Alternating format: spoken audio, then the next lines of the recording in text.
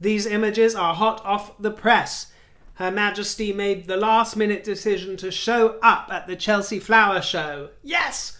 She's attended the show over 50 times during her 70-year reign as patron of the Royal Horticultural Society.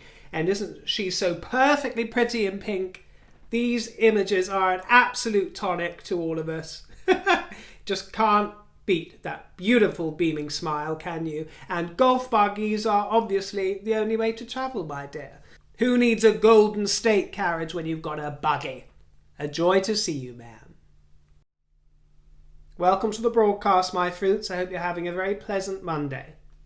Well, isn't this very interesting? Very interesting, because if you've been listening attentively to my broadcast, in particular one the other day about Harry's PR strategy, you'll know that I was trying to get across to you the whispers that I'd been hearing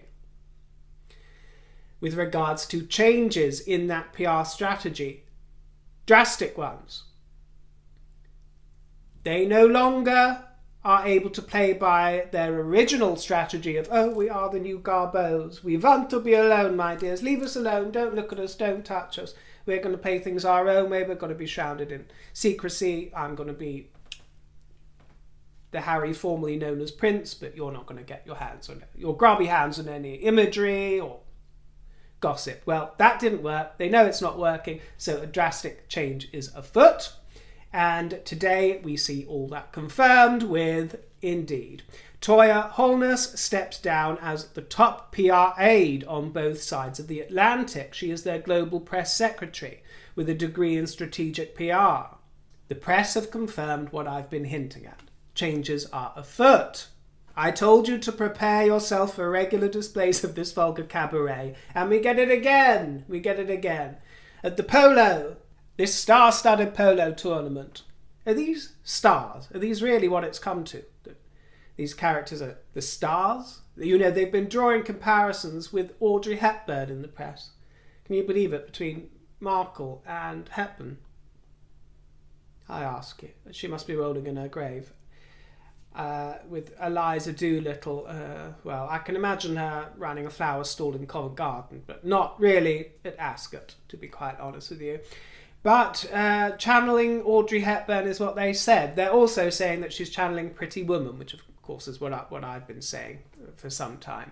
The escort in Pretty Woman, you know, with the polka dots. So she's gone for that look again, which has also been compared to Princess Diana's look, who, by some coincidence, also famously wore polka dots to the polo.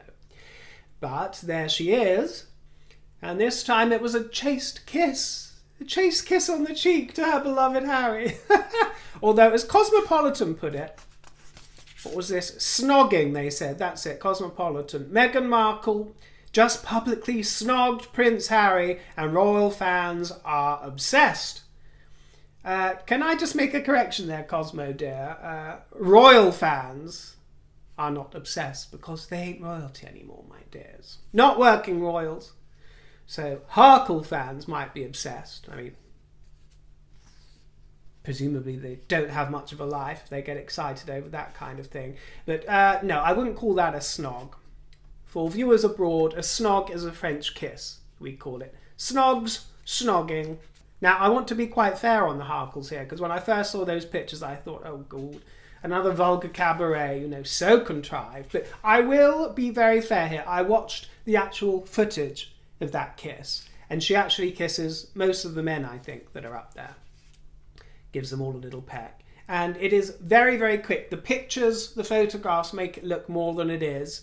They make it look tackier than it is. They make it look like more of a contrived display. I've got to tell you, when you watch the footage, that part of it actually just looks rather natural and not as attention-grabbing as when I first saw it. I thought, oh gosh, wiping her smudged lipstick off his face, you know, drooling all over him, and he looks enraptured by the girl's touch, as if he's getting his supply and she's receiving hers.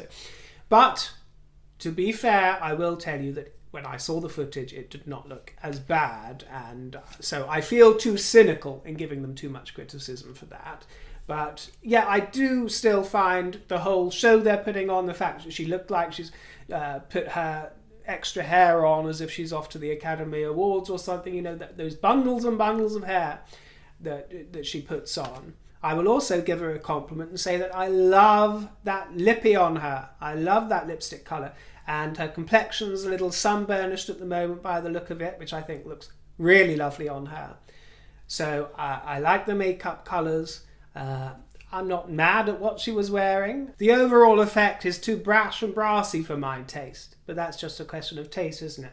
To me, Catherine always looks a lot more delightful and at home when she's at Polo. But that's just me.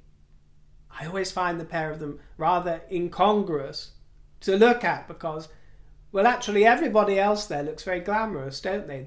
The men and the women, they have an air of glamour. Some of the men have a sort of Mediterranean look, and then you have Harry, who is probably slathered in sun cream, poor boy. I've got to tell you, when I go to that area of the world, around Hollywood, Los Feliz usually, and Topanga, everywhere around California that I've been, I'm very fair-skinned and I sizzle in that heat, even when it's June gloom period or later in the fall. I sizzle in that heat. It's insufferable for me, I've got to tell you. Insufferable if I'm not in somewhere air-conditioned. And just 2 minutes out on a veranda somewhere, if I wasn't very strict with sunblock as I am, would cause a lot of discomfort for me. But I'm not as fair and pale as Harry, so for him to survive in that kind of heat, I've got to tell you, it can't be pleasant for him. He must have to wear sunblock, reapply it several times a day, I should think, to avoid getting sunburnt. But you can't help but notice how sort of British and flustered he looks next to the rest of them, who all look a little bit more continental. And it's not even the difference between nationality and complexion that makes it incongruous, before anyone accuses me of some kind of ridiculous bigotry. No, it's more about the fact that Harry has never achieved a glamorous aura. He can't do glamour, which is unusual because royalty usually bestows a man with some modicum of glamour. William's got it, Charles has got it, Philip had it, elegance, glamour, that kind of thing. The Queen's father had it, the Queen's uncle had it, the Queen's grandfather, it's there, it's instilled in them. Harry never had that. He had a sort of pop star appeal in England, but it was never married with a feeling of glamour. And he is trying to combat that because he's been branching out into more adventurous luxury wear recently. Tawdry, the Italian luxury label, he's been branching out, spending more, not just picking stuff off the peg, in an effort to look more chic. I don't know, you tell me if it's working or not. I mean, I'll give him points for trying. I don't blame him for buying Brioni, by the way. It's a wonderful brand. But perhaps a little wasted or ambitious. Yes, perhaps not wasted on him, but a little ambitious for him. Maybe. So we can expect to see more of this Tawdry Cabaret ad infinitum, I'm afraid, my dears. This is their new way. And we're going to have to put up with seeing these displays of Harry stretching and squatting, it puts me off my breakfast when I look over the morning papers, dear. It really does. I thought this was really rather lovely. Prince William's been struck on gold and silver.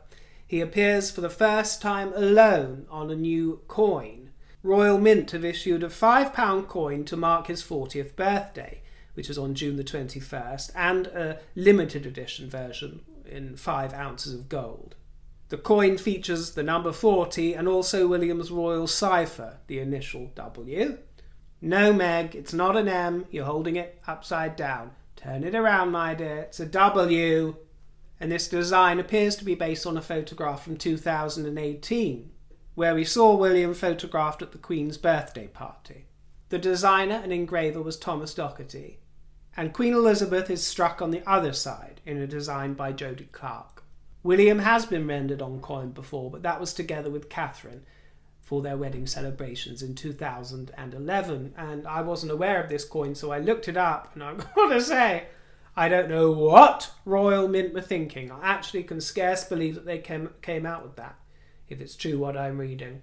This image of, well, Catherine in particular is ghastly. I mean, they look like photo negatives as well. I realise what a difficult job it is, all this coin striking and designing. But this is kind of inexcusable. I mean, they've given her collagen injections to the lips. She looks totally unrecognisable, doesn't she? The face and the neck seem very sort of masculine and wide. And God knows what's going on with his Adam's apple.